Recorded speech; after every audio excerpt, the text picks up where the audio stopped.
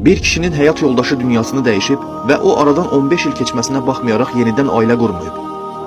Dostları adama soruşanda ki, sən niyə yenidən evlənməmsən? O cavab verir ki, mən hələ də öncəki yoldaşıma bənzər birini tapmamışam.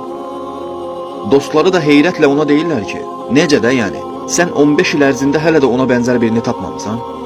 Adam təbəssümlə deyir ki, sizə qısa bir əhvalatdan bəhs edəcəm ki, biləsiniz kim idi mənim yoldaşım. Bir gün biz onunla mübahisə etmişdik və mən ona qışqıraraq onu evdən qovdum. Bir həftə sonra əsəbim soyuyandan sonra onu anasıgilin evindən gətirməyə getdim. Qapını özü açdı. Məni sevgi ilə qarşılayıb qulağıma pıçıldadı ki, xahiş edirəm baş verənləri burada bildirmə. Mən demişdim ki, sən işlə bağlı səfərə çıxmısan. Mən də evdə tək qalmamaq üçün bura qonaq gəlmişəm. İndi deyin mənə dostlarım, mən harda elə birini tapa bilərəm ki, onun kimi mənim yoxluğumda belə mənim sirrimi, eybimi gizlətsin.